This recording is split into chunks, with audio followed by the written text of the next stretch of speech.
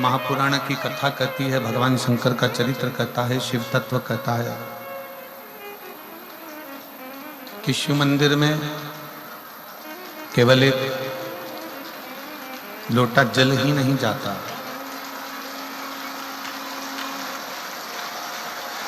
भगवान शंकर के मंदिर में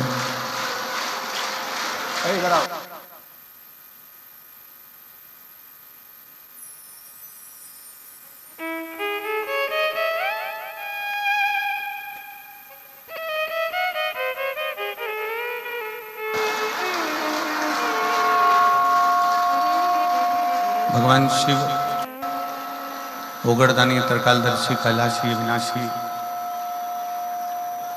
बक्से चालू कराओ, बक्से बंद पड़े हैं। बक्से में आवाज,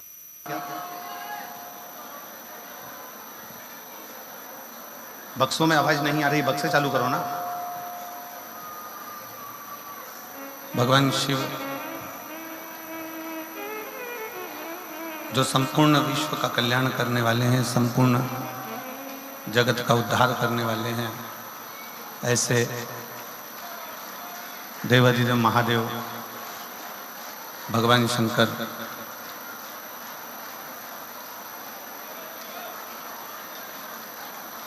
जिनके मंदिर में केवल एक लोटा जल लेकर भी अगर हम पहुंचते हैं, जिनके शिवालय में मात्र एक लोटा जल लेकर भी अगर हम भगवान को चढ़ाने के लिए जा रहे हैं, तो भगवान शिव, भगवान शंकर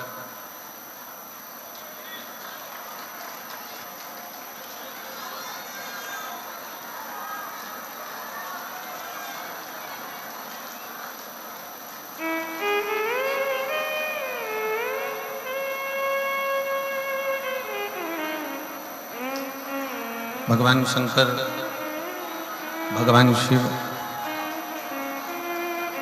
किसी न किसी रूप में संपूर्ण जीव का कल्याण करने के लिए अग्रण्य रहते हैं।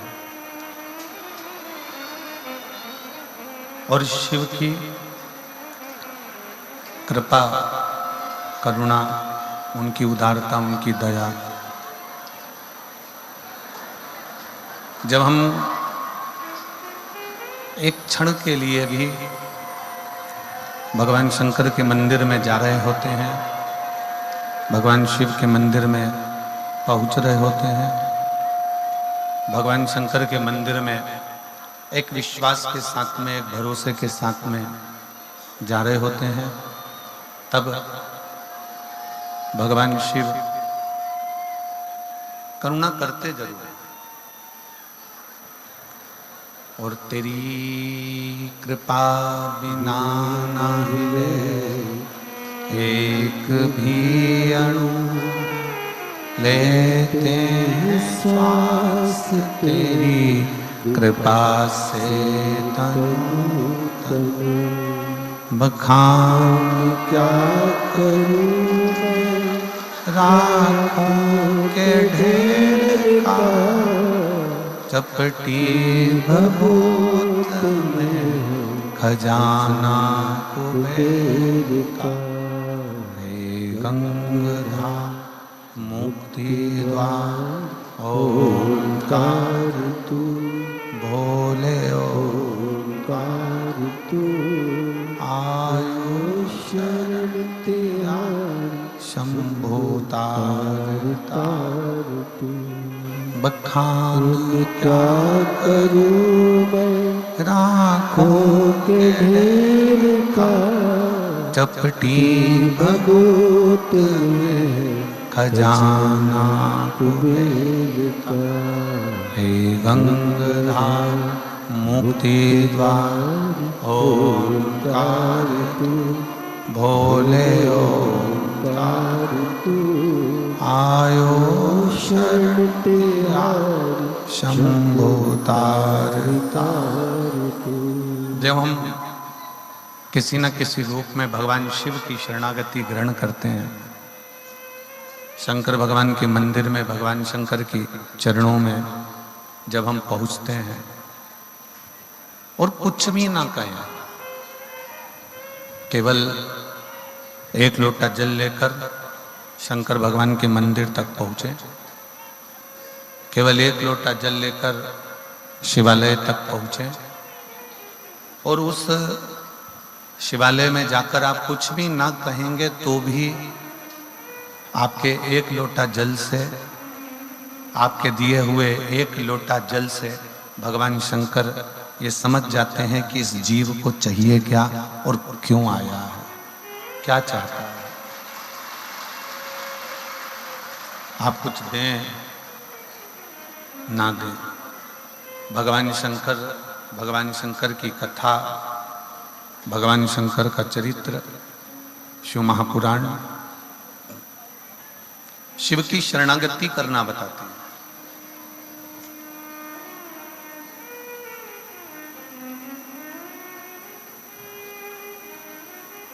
एक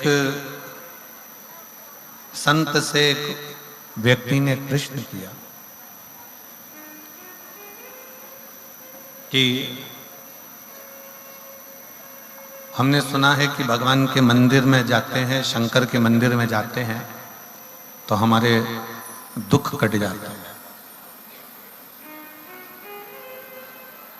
शिव के मंदिर में जाएंगे तो हमारे दुख कट जाएंगे, हमारे तकलीफें, हमारे कष्ट मिट जाएंगे, समाप्त हो जाएंगे। संत ने उत्तर दिया, संत बोले कि केवल मंदिर में जाने से ही दुख नहीं कटेंगे, आपने जिस दिन मंदिर में जाने का विचार अपने दिल में लेकर आ गए उस दिन से ही तेरे दुख कटना प्रारंभ हो।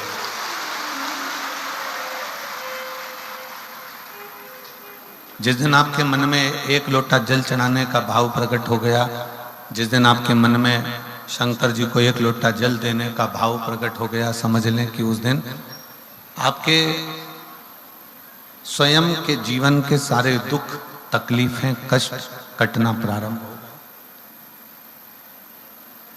हम संसार की बातों में, संसार के लोगों में और संसार की व्यथाओं में इतने डूबे रहते हैं कि भगवान की शरणागति तक हम ग्रहण नहीं कर पाते।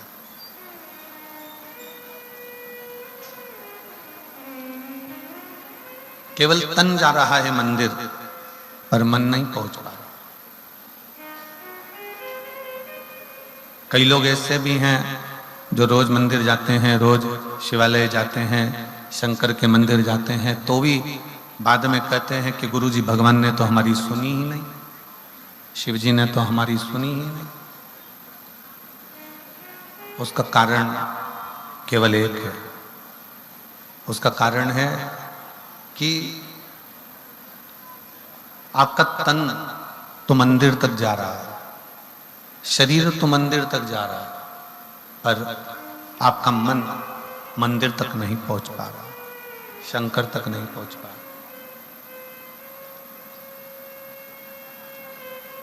शिव महापुराण की कथा कहती है कि सती मैया का जब शरीर, माता सती का जब शरीर दक्ष प्रजापति के यज्ञ में जल रहा था,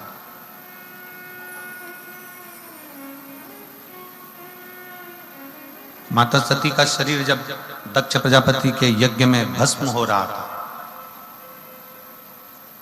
तब दुनिया के लोगों को लगा कि सती मां जलकर भस्म हो रही। तब दुनिया के लोगों को लगा कि माता सती जल रही हैं, भस्म हो रही हैं, माता सती का शरीर जल रहा है, सती भस्म हो रही हैं। पर शिव महापुराण की कथा कहती है कि ये जो बाहर की खोल है सती जी के शरीर का, जो एक कक्ष बना हुआ है, ये शरीर जल रहा था, पर सती ने अपने मन को भगवान शंकर की शरणागति में छोड़ दिया था, तो वो मन सती का पवित्र की पवित्र आनंद में बना।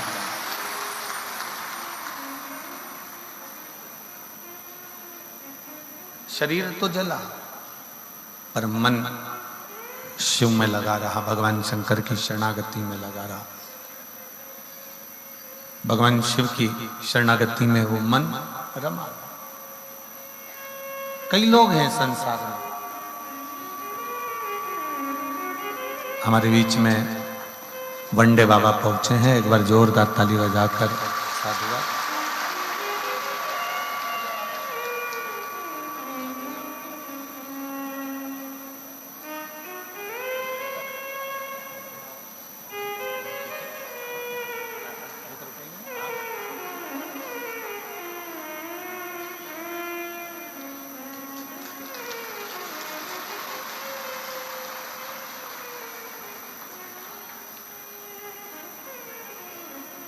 पूरे भारत की परिक्रमा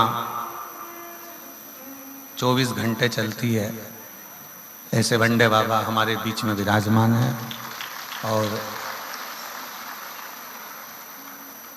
24 घंटे से ज़्यादा कहीं रुकते नहीं और वहाँ से फिर दूसरे देश से तीसरे देश से चौथे देश से पांचवें देश, ऐसे 24 घंटे भ्रमण और भजन। ये शिव तत्व आपके अंतर्गत है। एक बार जोरदार ताली बजाकर उनका स्वागत। और गोपाल जी, ना कोई पृथ्वी पर कोई बैंक में अकाउंट है, ना पृथ्वी पर कोई झोपड़ा है, ना पृथ्वी पर कोई मकान है और ना पृथ्वी पर कोई घर है, ना आश्रम है, और 24 घंटे भ्रमण पर रहते हैं। और शिव की बड़ी कृपा है, शंकर भगवान की बड़ी दया है। एक बार जोरदार ताली बजाकर साथ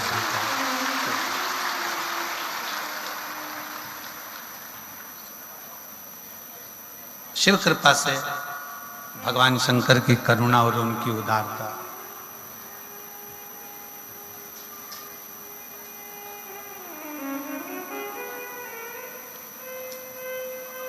शिव महापुराण की कथा कहती है कि शरीर अगर मंदिर तक जा रहा है, शरीर अगर मंदिर तक पहुंच रहा है, तो इस शरीर से पहले आपका मन मंदिर तक जाना चाहिए। आपका दिल, आपका हृदय शिव तक पहुंचना चाहिए।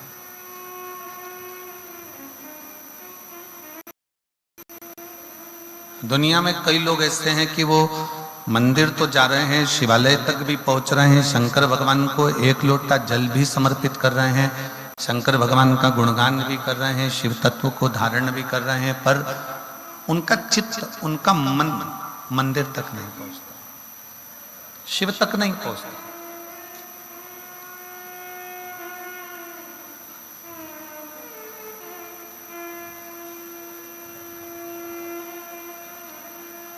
और वो मन जिस दिन आपका शंकर तक पहुंच जाए, वो मन जिस दिन आपका शिव तक पहुंच जाए, उस दिन समझ लेना कि फिर तन मंदिर तक जाए चाहे ना जाए, शंकर मंदिर छोड़कर तुम्हारे दरवाजे तक जरूर आए, शिव तुम्हारे दरवाजे तक जरूर पहुंचेगा, शंकर भगवान तुम्हारी चौखट तक जरूर पहुंचेंगे। ये बक्से नहीं चल रहा है, कोई भी आके सुनो।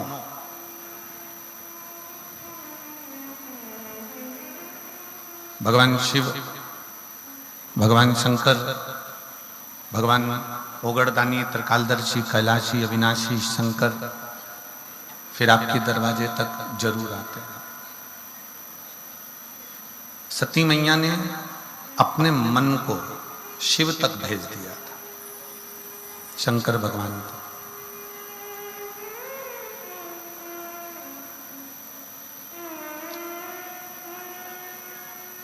आप जितने लोग बाहर बैठकर कथा सुन रहे हैं, जितने लोग पंडालों में भरे पड़े हुए हैं, आज तो हम आ रहे थे तो हम देख रहे थे कि रोड पे भी लोग बैठे हुए हैं। जब हम गोविंद जी इधर से आ रहे थे ना, तो हमने देखा कि संत निवास के बाहर जो रोड बनी हुई है, उस रोड पर भी लोग बैठे हुए हैं, उस रोड पर भी लोग बैठे थे। अब जहां बैठे हो, आप जिस जगह पर बैठे हो, यदि आपका मन, आपका चित्त शिव में लगा हुआ है, तो ये मानकर चलो कि शंकर एक ना एक दिन तुम्हारे घर तक जरूर पहुंचेंगे और तुम्हारे ऊपर कृपा जरूर करेंगे। एक कथा शिव महापुराण की बड़ी सुंदर आती है।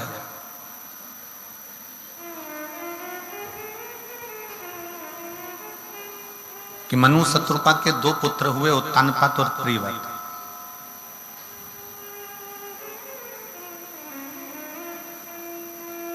उत्तानपाद की दो धर्म पत्नियां थी,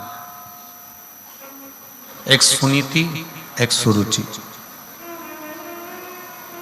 और ये आपने शिव महापुराण की कथा में नहीं, श्रीमद् भागवत में भी सुना होगा कि उत्तानपाद की दो पत्नियां हैं, एक सुनीति है, एक सुरुचि है। दो हैं। एक नीति का पथ निश्चित करती है, एक रुचि का पथ निश्चित करती है।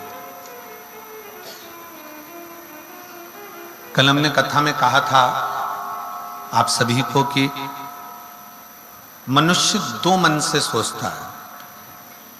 एक मन से ये सोचता है कि मैं ये खाऊं कि ना खाऊं, दूसरा मन कहता है कि ये करूं कि ना करूं।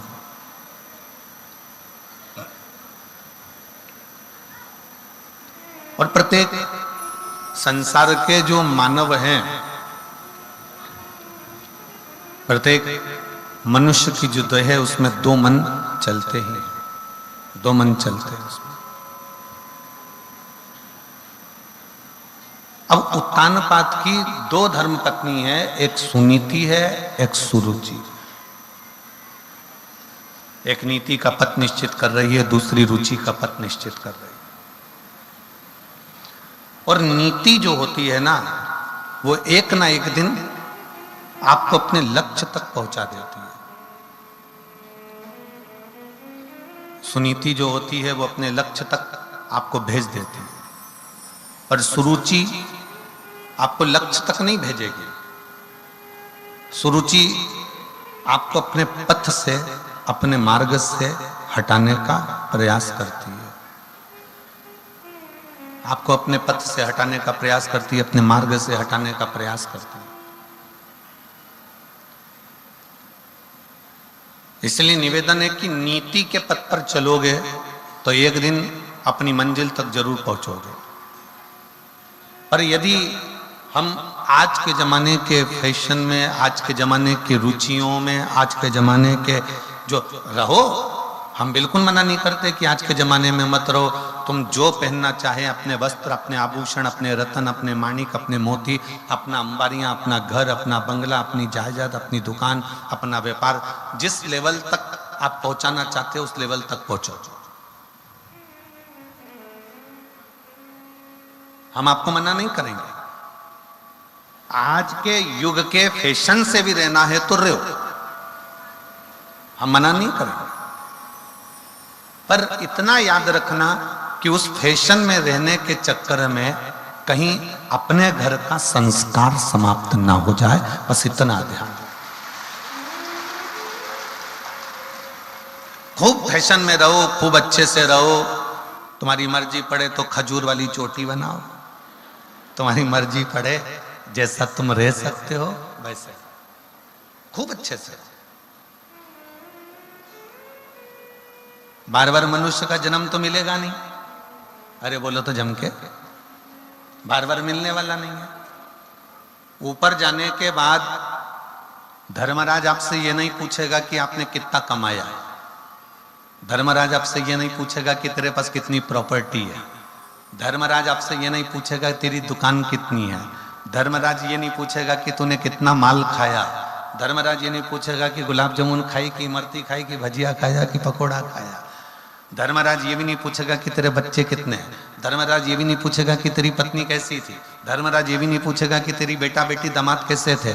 धर्मराज तो ये पूछेगा कि तू पृथ्वी पर गया था, मृत्यु लोक में गया था, तुझे इतना अच्छा मनुष्य का शरीर दिया था, तूने एंजॉय करा कि नहीं करा। ये जरूर पूछेगा कि पृथ्वी पर जाने के बाद तू खुश रहा कि नहीं रहा। इतना अच्छा शरीर मिलने के बाद भी अगर तुम दुख रो रो के अरे मेरे बेटे का जॉब नहीं लगा, अरे मेरी बेटी का ऐसा हो गया, मेरे परिवार में ऐसा हो गया, देवर ऐसा हो गया, जेठ ऐसा हो गया, पत्नी ऐसी हो गई, पति ऐसा हो गया, बच्चे ऐसा हो गया, पूरी जिंदगी रोते रोते रोते रोते निकाल दिया, तो भगवान भी कहेगा इतना अच्छा शरीर दिया था और तूने पूरे शरीर को बर्बाद कर दिया रोते रोते। इतना अच्छा तेरे को चेहरा दिया था, इतना अच्छा तेरा स्वरूप दिया था, तेरे को घर दिया था, अगर तू इस शरीर को सही तरह से भगवत भजन करते हुए फुल आनंद के साथ, पूरी खुशी के साथ अगर इस शरीर का प्रयोग करता तो तेरा जीवन सार्थक हो जाता। क्यों? हमने जो शरीर मिला है ये परमात्मा की कृपा से मिला, उसकी दया से मिला। और कृपा की ना होती जो आदत तुम्हारी तो सोनी रहती अदालत तुम्हारी। गरीबों के दिल जो जगह तुम ना पाते तो किस दिल में होती इबादत तुम्हारी। ये शरीर उस परमात्मा ने बड़े सोच समझ कर दिया, बड़ी करुणा के साथ, बड़ी दया के साथ, बड़ी कृपा के साथ दिया। इसका प्रयोग, इसका सदुपयोग आप कैसे करना चाहेंगे ये आपके ऊपर निर्भर करता है, आपके ऊपर निर्भर करना।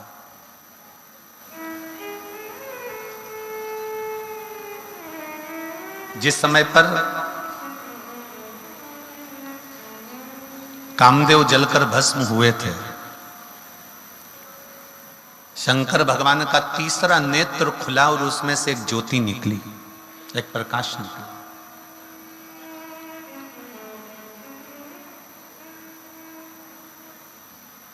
शिव जी का तीसरा नेत्र खुला और उसमें से एक ज्योति निकली और वो ज्योति से कामदेव जलकर भस्म हो गए। कामदेव जल गए, कामदेव जलकर भस्म हो गए।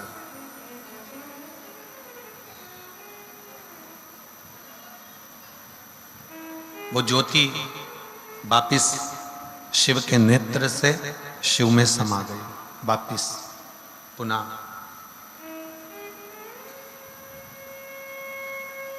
फिर एक बार मां जगतजननी जगदम्बा के साथ में, माता पार्वती जी के साथ में जब मंगल विवाह भगवान शिव का हुआ और जगत धात्री मां दुर्गा ने, मां अम्बा ने अपने मस्तक पर जब कुंकू की बिंदी अपने मस्तक पर जब बिंदी को लगाया, तब पहली बार जब भगवान शंकर ने मां जगतजननी की मांग में सिंदूर को भरा और वो सिंदूर का भरना और सिंदूर का तत्व बिंदी से मिलना,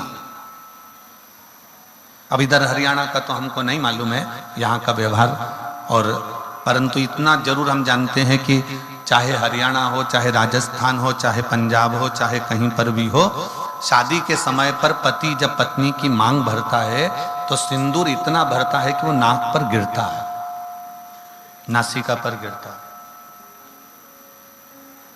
आवाज सेट नहीं हुई है, बाहर की आवाज रिटर्न होकर आ रही है, अंदर के बक्से बंद पड़े हुए हैं, आकर जरा सेट करिए और समझिए उसको।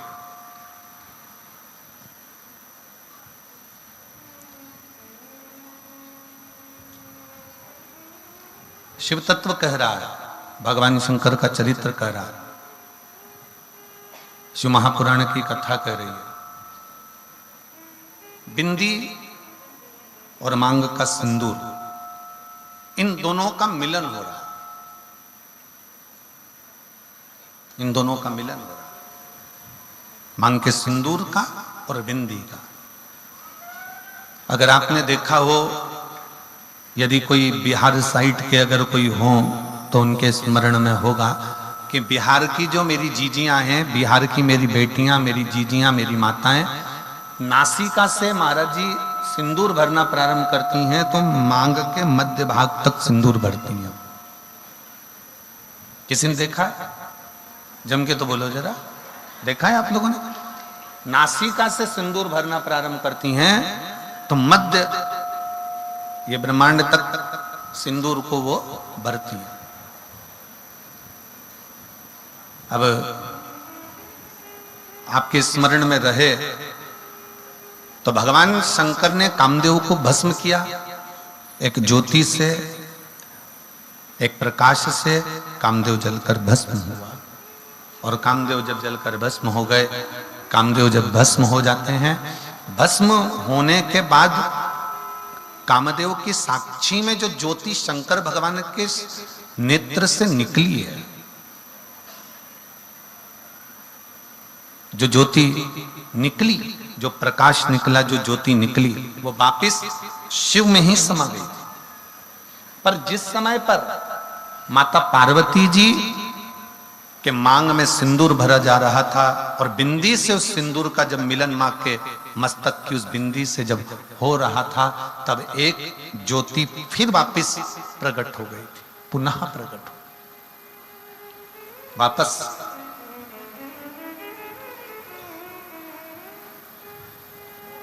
फिर ज्योति वापस जगत जननी जगदम्बा की मूल बिंदी में समाहित हो गई पुनः।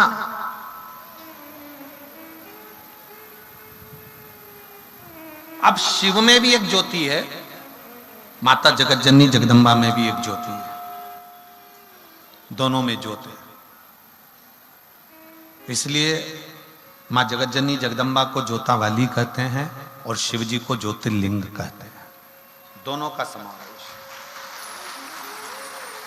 उसको ज्योता वाली कहते हैं, उसको ज्योतिर्लिंग कहते हैं।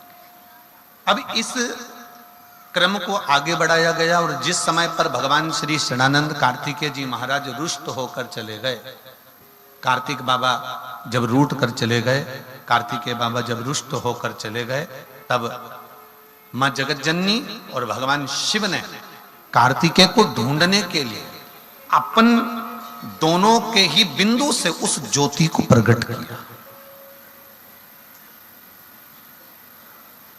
वो ज्योति प्रकट हुई और वो ज्योति को प्रकट किया गया।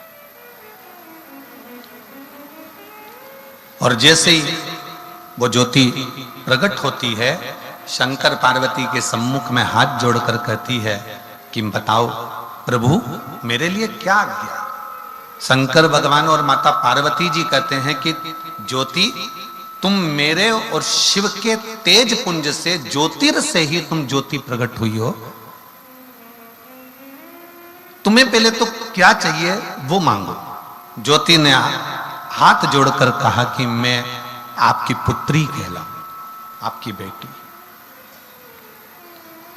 मैं आपकी बेटी कहलाऊं। और दूसरा, मां जिस स्थान पर मैं आप दोनों का स्मरण करूं, जिस स्थान पर मैं आप दोनों को याद करूं, वो स्थान जगत में पूज्य होता चले जाए, पूज्य हो। शिव जी ने वर दे दिया, मां जगत जननी जगदम्बा ने, माता पार्वती जी ने वर दे दिया। शंकर भगवान और पार्वती मैया ने कहा पर एक निवेदन हमारा है कि हमने आपको प्रकट इसलिए करा है कि आप षडानंद कार्तिकेय जी को ढूंढ कर लेकर आओ कि कार्तिकेय है कहां। आप जाओ कार्तिकेय बाबा को ढूंढने के लिए, षडानंद कार्तिकेय को ढूंढने के लिए जाइए, पहुंचो यहां से। चलिए, मां ज्योति स्त्री का रूप लेकर, बड़ा सुंदर स्वरूप बनाकर जब चली, उनको लगा कि ऐसे कार्तिकेय बाबा मिलने वाले नहीं है, मेरी सामर्थ्यता नहीं है। यदि आपने प्रयागराज की कथा को टीवी पर सुना होगा और छत्तीसगढ़ की एक कथा यदि आपने टीवी पर सुनी होगी, तो हमने उसमें वर्णन किया था कि षडानंद कार्तिकेय जी जब तारकासुर को मारने के लिए जाते हैं, गला पकड़ रहा है बाबू, षडानंद कार्तिकेय जी जब तारकासुर को मारने के लिए जाते हैं, तब तारकासुर को मारने के लिए जाते समय षडानंद कार्तिकेय जी ने कह दिया था कि मां मैं इस तारकासुर का संहार कर दूंगा, मैं इस तारकासुर को समाप्त कर दूंगा। तब माता पार्वती जी ने कह दिया था, नहीं षडानंद, तुम ये शब्द ना बोलो कि मैं तारकासुर का संहार करूंगा। ये शब्द निकाल दो कि मैं तारकासुर का संहार करूंगा, क्योंकि मैं जहां रहता है वहां फिर कोई कार्य हो नहीं पाता। जहां पर मैं शब्द है, जहां पर मेरा शब्द है, जहां मैं जुड़ गया, जहां अहंकार का शब्द जुड़ गया, जहां अभिमत्ता का शब्द जुड़ गया, फिर वहां भगवान बहुत दूर हो जाता है, परमात्मा बहुत दूर हो जाता है। आप में से परे हो, आप में से दूर हो जाओ। अब जो ज्ञान माता पार्वती जी ने कार्तिकेय को दिया था, वो ज्ञान मां ज्योति को, माता ज्योति को ये ज्ञान प्राप्त था। तो माता ज्योति ने ये मन में विचार कर लिया कि मैं कार्तिकेय को नहीं ढूंढ सकती, ये मेरी सामर्थ्यता नहीं है। और मेरी जीजियां जितनी बैठी हैं, मेरे जीजा जितने बैठे हैं, जितनी मेरी माताएं बैठी हैं, जितने मेरे भाई बैठे हैं, जितनी मेरी बहनें बैठी हैं, जितने मेरे भगवान के ये परम भक्त शिव के बैठे हैं, उनसे एक निवेदन करूंगा कि जिंदगी में कोई भी बड़ा काम हो ना, कोई भी बड़ा काम हो तो तुम ये अंदाजा लगाकर बैठना कि ये तुम नहीं कर रहे हो, करने वाला तो स्वयं देवाधिदेव महादेव है जो कर रहा है। ये आप नहीं कर रहे, ये करने वाला स्वयं शिव है। प्रभु आपकी कृपा से सब काम हो रहा है, करते हो भोले बाबा, मेरा नाम हो रहा है। ये हम नहीं कर रहे, करने वाला स्वयं शिव है। ये हमारी सामर्थ्यता नहीं है कि हम कुछ कर पाए।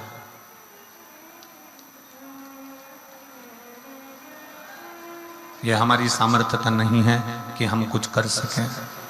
ये हमारी सामर्थ्यता नहीं है कि हम कुछ कर सकेंगे। शिव पर आश्रित होकर,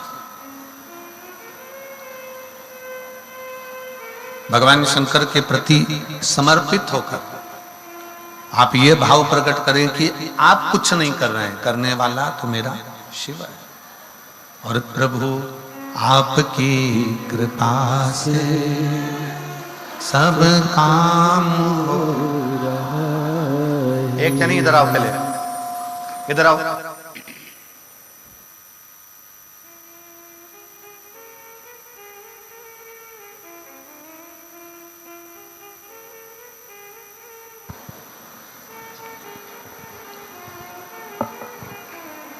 प्रभु आपकी कृपा से सब काम हो रहा है, करते हो मेरे बाबा, मेरा नाम हो रहा है। करते हो मेरे बाबा, मेरा नाम हो रहा है।